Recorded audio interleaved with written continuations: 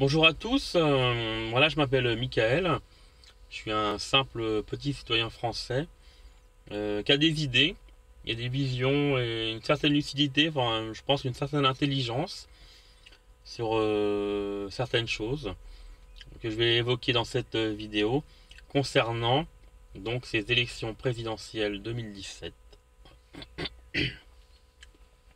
Déjà hier, vendredi, je crois qu'on était le 27 avril, j'avais diffusé une vidéo expliquant pourquoi finalement on n'était pas censé aller voter, enfin 77% de la population qui n'a pas choisi de programme devait y aller. Et j'ai mis comme quoi il fallait vraiment s'abstenir tous, ne pas y aller. Voilà, faut pas la regarder, elle est sur mon YouTube. Donc aujourd'hui, je vais en tant que simple citoyen mais ouvert et lucide, enfin je pense être lucide, sur mes connaissances qui restent voilà, de ce que je sais, voilà, de ce que je peux savoir sur certaines techniques, sur ce qu'on sait d'Internet, des possibilités que offre Internet, comment on peut manipuler complètement une élection, un résultat au service bah, pour que ce qui a déjà été continue toujours et ce qui aurait pu être ne le soit jamais ou peut-être jamais. Donc aujourd'hui on utilise tous Internet, tous, enfin je pense tous, des plus jeunes aux plus âgés, je veux dire on est en 2017, tout le monde utilise Internet, il y a très peu de gens qui ne l'utilisent pas.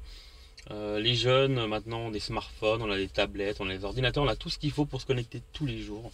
Tous les jours. Donc là j'ai fait un résumé sur 4 pages pour vraiment pour pas oublier ce que j'ai à dire. Donc ce ciblage internet permet à des sociétés marketing déjà de vous cibler, de nous cibler tous les jours selon nos intentions, ce qu'on fait, les sites où on va tous les jours, nos intentions d'achat, choses simples. Vous avez envie d'acheter un petit ordinateur, c'est une chose simple. Et ben, déjà, vous êtes allé sur un site où il y avait un ordinateur et bizarrement, enfin pas bizarrement, on en a l'habitude, des pubs s'affichent. Voilà, ordinateur, voilà. Et parce qu'on vous a mis dans votre ordinateur ce qu'on appelle un cookie, donc un petit programme, voilà, qui permet de cibler vos habitudes, de savoir quand vous venez sur un site, quand vous y retournez. Voilà. On a aussi Facebook, que nous sommes très très nombreux à utiliser tous les jours de par le monde. Et Facebook, notamment, a gardé tout, absolument tout, vos publications, vos commentaires, vos photos, depuis le premier jour où vous êtes inscrit. Moi je me suis inscrit je crois le 1er janvier 2009. On est fin avril 2017 et je crois que je peux accéder à toutes mes publications, tout ce que j'aurais pas effacé, voilà. Et je pense que il y a beaucoup de choses que j'aurais pu effacer qui sont, je pense, gardées.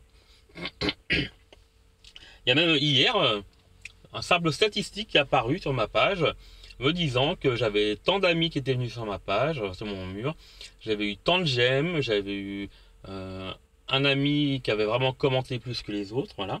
C'est plein de petites choses comme ça, voilà. Facebook, par exemple, c'est sur quelle page vous allez, ce que vous aimez, tout ça. Et donc, on va aller plus loin. On va parler politique. Les pages où vous allez souvent. Les pages où vous donnez votre avis sur la politique. Les pages où vous avez vos positions politiques. Ce que vous n'aimez pas, ce que vous aimez. Et on finit par définir, mais très rapidement, on définit chaque personne, on va parler politique, on sait ce qu'elle va voter, quelque part. On sait ce qu'elle va voter, on sait qu'il y a aussi des gens qui s'en foutent, qui n'iront pas voter, qui le disent, hein. Mais on sait qu'il y a des gens qui iront voter, on sait qu'il y a des gens qui ne savent pas trop, mais on sait quand même, de par les visites, qu'elles soient même hors Facebook, je veux dire, tous les jours on va sur Google, enfin un moteur de recherche, donc tout est répertorié. Donc si vous êtes allé sur un site politique une fois, deux fois, bah, on va se dire ah bah celui-là il aime bien, voilà. C'est plein de choses. Donc tout ça. Donc je continue sur. Je tousse un peu, je suis malade. On a fait donc on avait déjà une base, vraiment une base. On savait, enfin le gouvernement savait déjà, de par ce ciblage précis, je veux dire qui est précis quelque part, très précis, qui allait voter quoi. Ils le savent. Voilà, Internet suffit largement avec tout le réseau de surveillance à savoir qui va voter quoi. Et il y a une partie de la population qui a dit je ne vote pas, je m'abstiens. Voilà, ces gens ne sont pas allés voter. Et, donc je passe page 2, il y a eu bizarrement cette année quelque chose qui n'est déjà pas très normal, qui est même intolérable de la part d'un gouvernement qui est censé conduire quelque chose aussi important qu'une élection présidentielle. Monsieur mondialisation.org en a fait un article lundi, dès lundi, vous pouvez chercher sur Google un moteur de recherche, vous tapez monsieur mondialisation.org et il y a un article qui répertorie, enfin qui avec des images, enfin qui a recensé les témoignages de gens, de beaucoup de gens, de millions de gens qui n'ont pas pu aller voter, qui étaient sûrement des voix potentielles et finalement qui n'ont pas pu voter déjà pour un bug, voilà, simplement un bug de gens qui se seraient inscrits, qui n'auraient pas été validés. Et moi personnellement, je trouve que c'est un total manque de sérieux quand on organise de telles choses aussi importantes pour un pays, qu'on puisse se reposer et dire à des gens, bah, vous n'avez pas voté pour un bug informatique. C'est-à-dire, tous les ans on reçoit notre feuille d'impôt.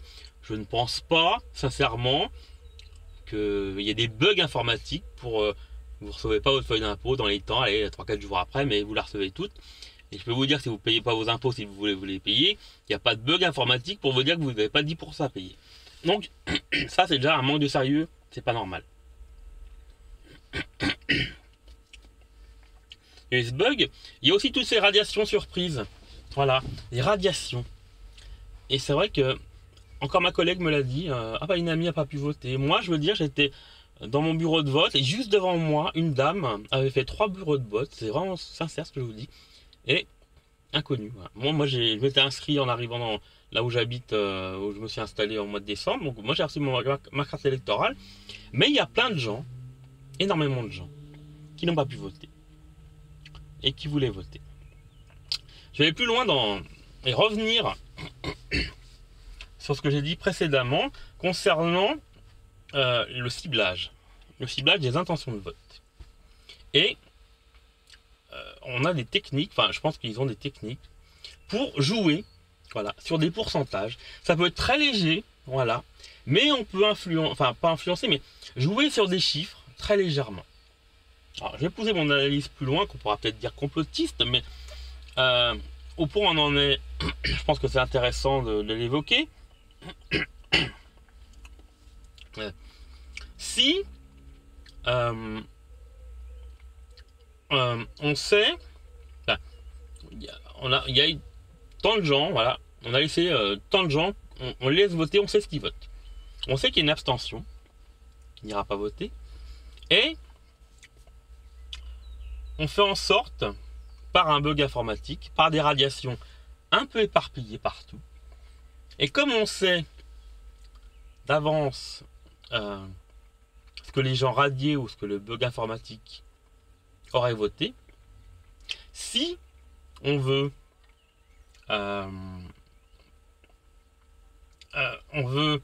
qu'un candidat qui pour moi avait un programme humain, concret, démocratique, qui faisait des meetings, qui était suivi partout, voilà, une ferveur, si on ne veut pas qu'il passe, on fait en sorte que, en jouant sur des petits chiffres, voilà, c'est 23%, 19,5%, c'est des voix, mais ça peut paraître, je crois que c'est, je sais pas, de 300 000 ou peut-être 1 million, je sais pas, je me rappelle pas des chiffres exactement. Mais avec cette technique d'avoir peut-être ciblé ces gens-là qui auraient voulu voter une démocratie réelle, eh ben on les a volontairement réduits au silence sous couvert de bugs ou de radiation un peu partout, mais tout en jouant sur des chiffres. On a radié et fait radier un peu tout le monde, mais à des niveaux, voilà, des niveaux plus ou moins élevés. Voilà, on a fait ça consciencieusement. Ça va très loin dans mon analyse. Bon, déjà tous ces gens-là, là, j'espère que ma vidéo sera diffusée.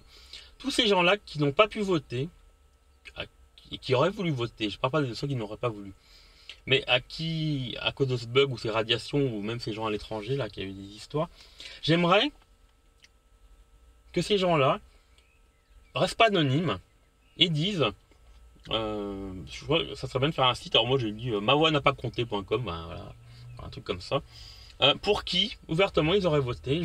J'aimerais bien savoir si ce que je dis, ce que j'avance peut être vrai, si ces gens, c'est peut-être 1 ou 2 millions de personnes, je ne sais pas les chiffres exactement, mais tous ces gens-là, qu'est-ce qu'ils auraient voté à la base? Est-ce qu'ils auraient voté volontairement du Macron? Ou est-ce qu'ils auraient voté un programme qui pour moi restait humain et démocratique? Voilà, parce qu'on voulait une démocratie. Parce que moi j'ai vu, je suis pas que je suis Mélenchon, mais j'ai vu de mes yeux, je voyais, j'ai vu mon entourage, j'ai vu les réseaux sociaux, j'ai vu les meetings bondés, j'ai vu la ferveur des gens les derniers jours qui disaient j'ai fait voter ma famille, on est conquis, on va voter Mélenchon. On voyait cette ferveur, on la voyait tout le temps, c'était quelque chose, voilà, il y avait quelque chose, il y avait quelque chose.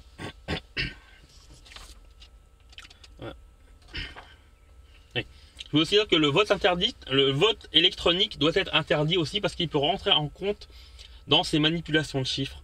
Parce que le vote électronique, c'est informatique, mesdames, messieurs, c'est informatique. Et un ordinateur, ça se trafique. Je veux dire, quand on va faire 50% ou 1 ou 49,9, je veux dire, ça joue à très peu. Je sais que c'est con d'en arriver là à penser des autres pareils, mais quand on veut jouer sur ça, quand on veut faire rester un président, qu'on veut le faire élire, et qu'on est au point, on le fait. C'est con à dire. Voilà, les curseurs, on les montre. Pour moi, le vote électronique doit être purement, simplement interdit, ça ne doit pas être toléré.